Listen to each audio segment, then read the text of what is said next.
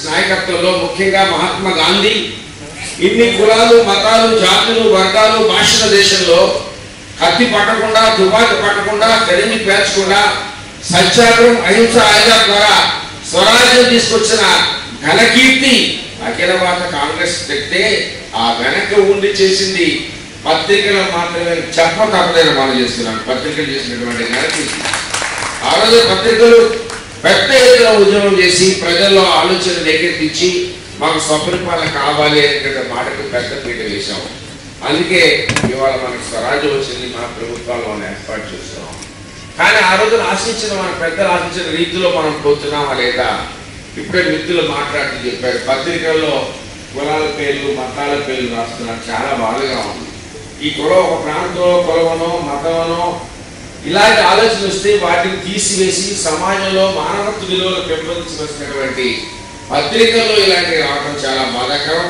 మరి జన పత్రికల్లో మరి జనం అనేటటువంటి పత్రిక దినపత్రిక ముందు రోజుల్లో సమాజంలో ఉన్న పురుగులు తుడిచివేసి సమాజంలో మంచి నడిచి రాను తరాల వారి సమాజం బాగుపడాలంటే జన్మనిచ్చిన తల్లిదండ్రి ముఖ్యంగా తల్లి, జ్ఞానాన్ని పరిజ్ఞానాన్ని ఇచ్చే గురువు, పునర్జన్మనిచ్చిన డాక్టరు ఈ సమాజంలో వారి విభిన్న ధర్మాన్ని వారు నిర్వర్తించాలి, వారిని మనం గౌరవించాలి, ఆ స్థితికి సమాజం ఎదగాలి. అలాంటి పరిస్థితుల్లో ఈ సమాజం బాగుపడాలంటే దానికి పెద్ద పత్రికలు వహించాలి. అలాంటి పత్రిక ఈ పత్రిక ముందు రోజుల్లో మారాలని, సమాజాన్ని మార్చాలని, రాజకీయ నాయకుల ఆలోచన శైలి మారాలని, నడవడి మారాలని, నీతి నిజాయితీ రావాలని.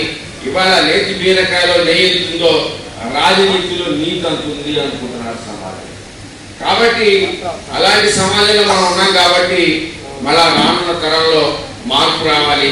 మానవత్వం, సహృదయత్వం, సమానత్వం, తోటి మానవుని గౌరవించడం, ముఖ్యంగా పేద వర్గాలను హక్కులు చేర్చుకోవటం, సమాజానికి రైతు కూలీ రెండు కళ్ళని చెప్పిన మహాత్మా గాంధీ పాటలో నడిచే ప్రక్రియకు పత్రికలు ఈ సమాజాన్ని తీసుకువెళ్ళినప్పుడే పత్రికల ప్రజల హృదయాల్లో పెద్ద పీట వేసుకుంటేనే అలాంటి పత్రిక మరి మన పత్రిక తయారు కావాలని మనసా వాచా కోరుకుంటూ సెలవు తీసుకుంటాను.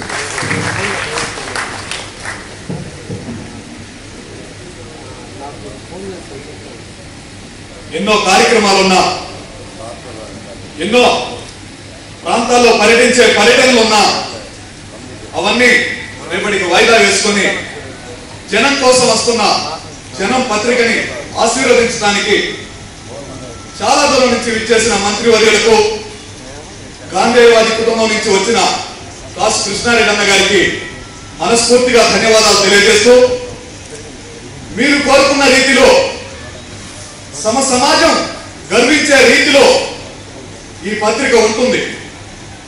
ఎందుకంటే ఈ జిల్లాలోనే కాదు, రాష్ట్రంలోనే కాదు, భారతదేశంలోనే కాదు, ప్రపంచ చరిత్రలో మొట్టమొదటిసారిగా సుమారు 10,000 మంది జర్నలిస్టు సోదరులు జీతాలు లేకుండా, భత్యాలు లేకుండా భాగస్వాములుగా ఏర్పడి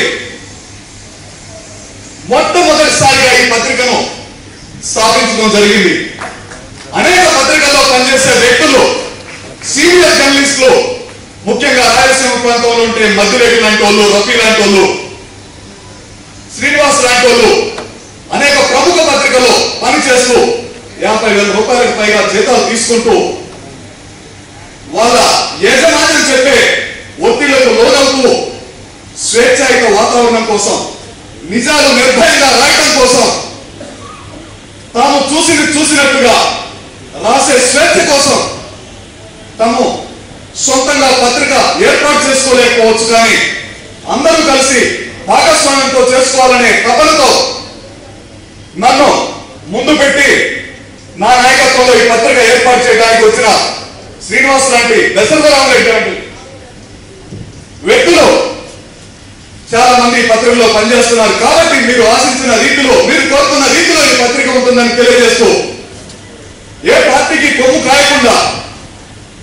ఏ మతానికి, ఏ ప్రాంతానికి ప్రాంతీయ తత్వాలు లేకుండా ఉన్నది ఉన్నట్టుగా పేదవాడి పక్షాన పోరాడుతూ, ఇది మంచి పనులు ఎంకరేజ్ చేస్తూ, చెడ్డ పనులు ప్రభుత్వ దృష్టికి తీసుకొస్తూ అందరి పత్రికగా వేదిక మీద ఉన్న మీరందరూ చెప్పిన విధంగా ఈ పత్రిక ఉంటుందని తెలియజేస్తూ మీకు అనేక కార్యక్రమాలు ఉన్నా మా మీద జనం పత్రిక మీద అభిమానంతో ఇక్కడికి విచ్చేసి ఇంత సమయం అయినా కూడా మా కోసం కేటాయించినందుకు జనం పత్రిక ఎప్పుడూ రుణపడి ఉంటుందని తెలియజేస్తూ ఈరోజు పత్రిక నడపాలంటే ముఖ్యంగా ఎన్నో అవాంతరాలు ఉన్న పరిస్థితి ఎదుర్కోవాల్సిన పరిస్థితులు ఉన్నాయి.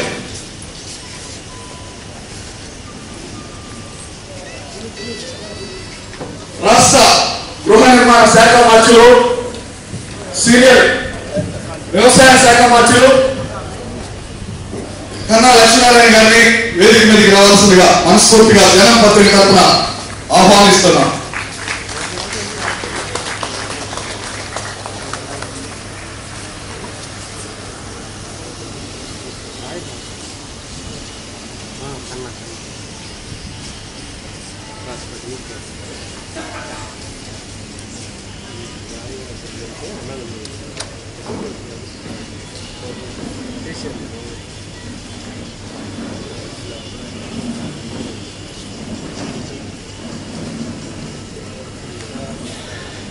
మన కార్యక్రమానికి విచ్చేసిన కన్నా గారికి స్వాగతం సుస్వాగతం.